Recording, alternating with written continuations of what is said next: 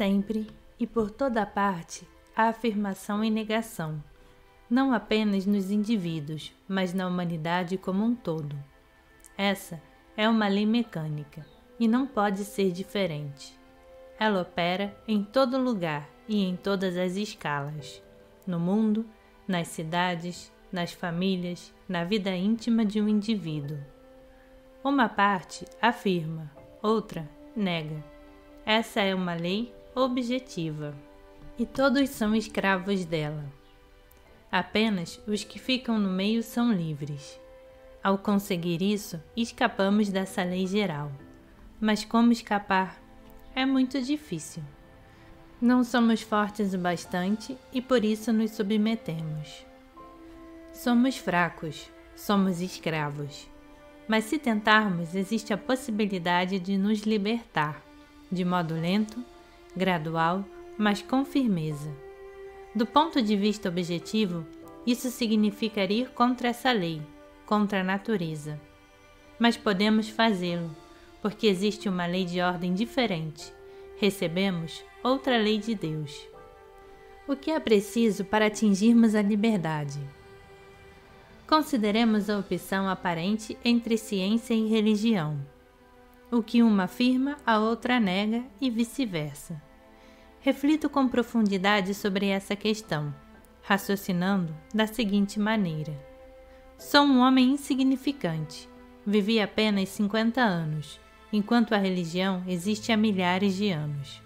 Milhares de pessoas estudaram essas religiões. Contudo, eu as nego. Pergunto-me, será que todos são tolos e eu sou o único inteligente? A situação é a mesma com a ciência. Ela também existe há milhares de anos. Suponha que eu a negue. Surge a mesma pergunta. Será que sou mais sagaz do que todos os que estudaram a ciência por tanto tempo? Se raciocinar de modo imparcial, admitirei que posso ser mais inteligente do que uma ou duas pessoas, mas não mais do que 1000. Caso eu seja uma pessoa normal e raciocine de maneira imparcial, compreenderei que não posso ser mais inteligente do que milhões de pessoas. Repito, sou apenas um indivíduo insignificante. Como posso descartar a religião e a ciência? O que é possível fazer? Começo a pensar que deve haver um ponto de verdade em ambas. É impossível que todos estejam enganados. Por isso, empenhei-me na tarefa de tentar compreender a contradição. Quando começo a pensar e a estudar de forma imparcial, vejo que a religião e a ciência estão corretas, apesar de estarem opostas uma à outra. Descubro uma pequena diferença. Um lado considera um assunto e o outro lado um assunto diferente. Ou estudam o mesmo tema, mas sob ângulos diferentes. Ou uma estuda as causas e a outra estuda os efeitos do mesmo fenômeno. Assim, nunca se encontram, mas ambas estão certas, pois as duas baseiam-se em leis racionalmente sólidas. Se levarmos em conta apenas o resultado, nunca compreenderemos onde está a diferença. Em um dado ponto, tanto a ciência quanto a religião ocupam-se do desenvolvimento humano, ou seja, a questão da evolução, da mudança da existência.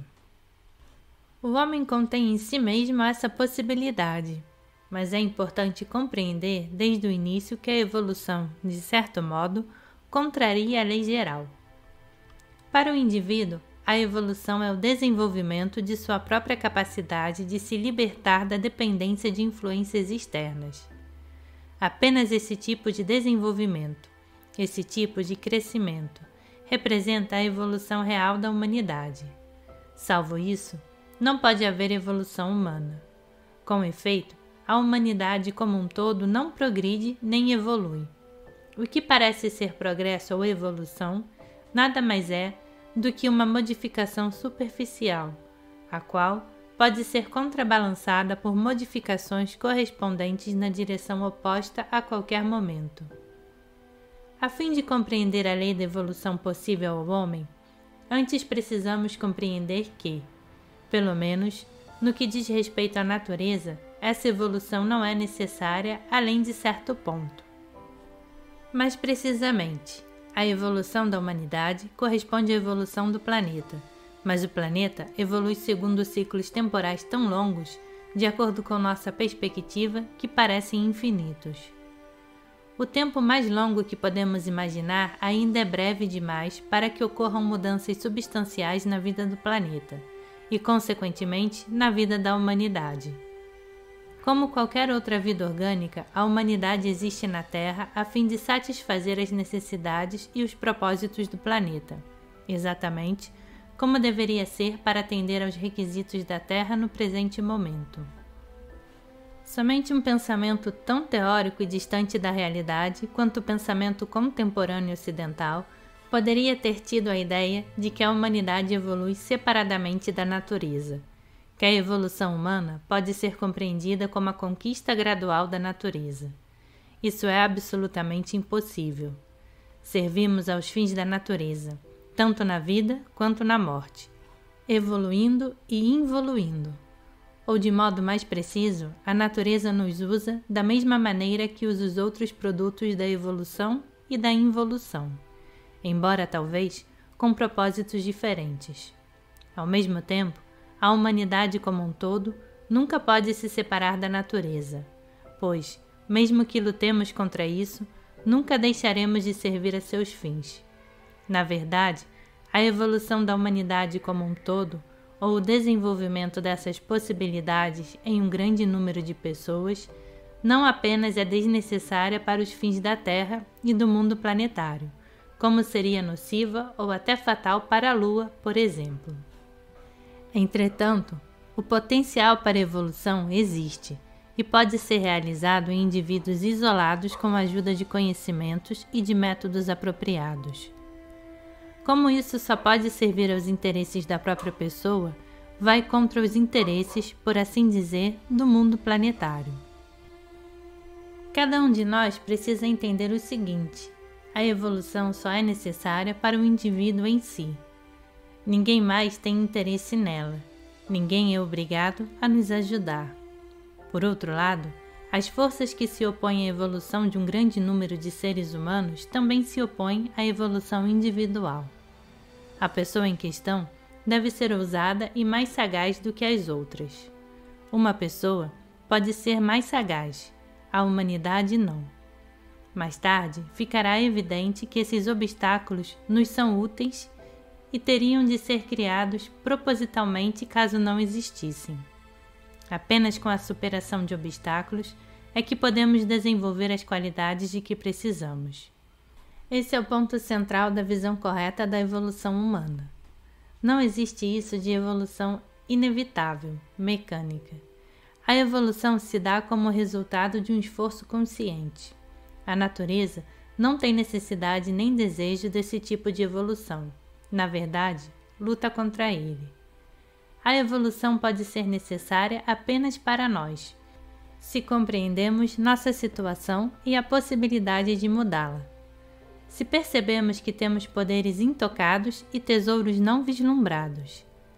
A evolução é possível para o indivíduo cujo objetivo é atingir esses poderes e tesouros. Mas, se todos, ou mesmo a maioria das pessoas, percebessem isso e quisessem obter o que é um direito de nascença, a evolução deixaria de ser possível. Cada pessoa é tão mínima que na economia da natureza como um todo, a adição ou a subtração de uma pessoa mecânica não faz diferença. Imagine a correlação entre uma célula muito pequena, microscópica, e nosso próprio corpo. A presença ou a ausência de uma única célula não terá efeito na vida do corpo. Não podemos ter consciência dela, e por si só, ela não pode influir na vida ou na atividade do organismo humano. Do mesmo modo, o indivíduo isolado é pequeno demais para influir na vida do organismo cósmico, pois ele não é mais importante ao organismo do que uma de nossas células é para nós. É exatamente essa obscuridade relativa que torna possível nossa evolução. Individualmente, o homem serve de aparato ao desenvolvimento em virtude da lei das oitavas.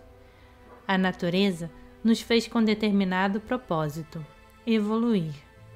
Comemos não apenas por nós mesmos, mas com um propósito externo, pois a comida não pode evoluir sozinha, sem nossa ajuda. Comemos pão e também ingerimos ar e impressões, e cada uma dessas coisas se desenvolve conforme a lei das oitavas.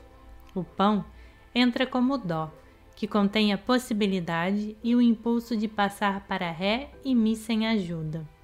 Mas ele não pode passar a fá a menos que se misture com o ar, o qual leva a energia necessária à passagem por um intervalo difícil.